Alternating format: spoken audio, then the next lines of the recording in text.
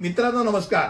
कायदेशीर माहिती देणार म्हणजे YouTube चॅनलमध्ये तुमचं स्वागत आहे. आजचा विषय सोसायटी मेंटेनन्स बिल. अनेकांच्या मनातला प्रश्न, सोसायटी मेंटेनन्स बिल म्हणजे नक्की काय आणि ते भरावं लागतं का, कधी भरावं लागतं, या संदर्भात आज आपण माहिती करणार.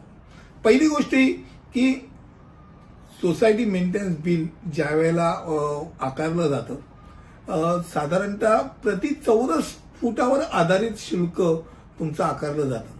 आता समजा कोणाचं 400 स्क्वेअर फूटचं घर असेल आणि कोणाचं 1000 स्क्वेअर फूटचं घर असेल आणि सोसायटीच्या मेंटेनन्स करता साधारणतः सगळ्यांनी 2 रुपये आकाराचं ठरवलं. 2 रुपये प्रति चौरस फूट. ज्याचं 400 स्क्वेअर फूट असेल त्याला 800 रुपये पडेल. ज्याचं 1000 स्क्वेअर फूटचं घर असेल त्याला 2000 रुपये पडतील. म्हणजे सगळ्या मेंबर्सनी सारखं दिलं पाहिजे मेंटेनन्स बिल. असं नाही तुमच्या स्क्वेअर फूट म्हणजे तुमचं घर केवढं मोठं आहे त्यानुसार मेंटेनन्स बिल कमी जास्त होतं, हे डोक्यात राहू दे. आता काही सोसायट्यांमध्ये जसं पाणी आहे, वीज आहे, पार्किंग सुविधा देखील केली जाते, दिली जाते. लिफ्ट असेल, खास करून लिफ्टचा मेंटेनन्स तर सर्वाधिक असतो.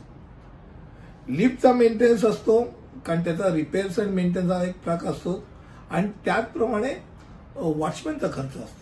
वॉचमॅनचं साधारणतः एक तुमच्या सोसायटीच्या याच्यानुसार किती वॉचमॅन लागतील ते वॉचमॅन, साफसफाई, झाडलोट अगदी वरपासून खालपर्यंत असेल पासून ते इतर काही रिकरिंग एक्सपेन्सेस असतात. कोणाला लाईट लावावे लागतात, सोसायटीचे स्वतःचे लाईट्स, कॅमेरे असतील तर कॅमेऱ्याचा मेंटेनन्स असतो. असे विविध प्रकारचे मेंटेनन्स इन्क्लुडिंग वॉटर चार्जेस, सोसायटीचं बिल, वीज बिल, हे सगळं कॅल्क्युलेट करून कधी कधी रिपेअर्स करता पण बाजूला एक रक्कम काढली जाते. ते सगळं रक्कम, ही रक्कम त्या सोसायटी मेंटेनन्स बिल या खात्यात येते आणि ती तुम्हाला द्यावी लागते. आता समजा धरून त्याला कुठच्याही सभासदाने ती भरली नाही तर त्याच्यावर कायदेशीर कारवाई करण्याचा अधिकार सोसायटीला आहे.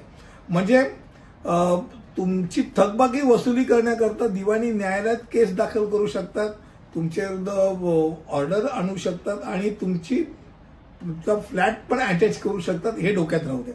आता माझा फ्लॅट रिकामा आहे तरी मला मेंटेनन्स भरावं लागेल का? तो हो, तुमचा फ्लॅट बंद आहे, रिकामा आहे म्हणून सोसायटीचा वॉचमॅन रजेवर आहे का? तो आहेच ना. लिफ्ट चालू आहे ना, ती आहेच ना. त्यामुळे तुम्ही तिथे राहता का नाही राहता, तुम्ही त्या फ्लॅट बंद आहे का चालू आहे याचा काही संबंध नाही. तुमचा मेंटेनन्स बिल तुम्हाला भरायला पाहिजे. आणि दुसरा भाग की मेंटेनन्स बिल भरत असताना जर तुम्ही चुकवत असाल तर तुम्हाला कदाचित नुसतं मेंटेनन्स बिल नाही तर जे थकीत आहे त्याच्यावरती तुम्हाला इंटरेस्ट पण भरावा लागेल. हे डोक्यात राहू दे.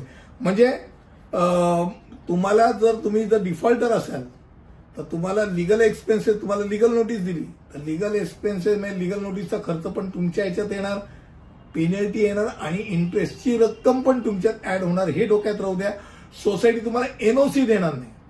म्हणजे खास करून ज्यांना समजा विकून टाकायचं आहे तर तुम्हाला एनओसी भरायची पाहिजे असेल तर तुम्हाला थकीत ज्या काही रक्कम आहेत त्या रक्कम पूर्ण भरणं गरजेचं आहे. हे डोक्यात राहू द्या. साधारणतः जे सोसायटी मेंटेनन्स बिल आहे ते प्रत्येक युनिटच्या बांधकाम खर्चाच्या 0.75% असावी असं एक गणित असतं. हे डोक्यात राहू द्या. पण खास करून सगळ्यांना समजेल असं म्हणजे चौरस फुटाच्या भाषेमध्ये आपण मेंटेनन्स बिल भरतो.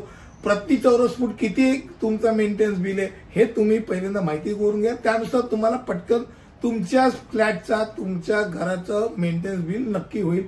हे डोक्यात राहू द्या.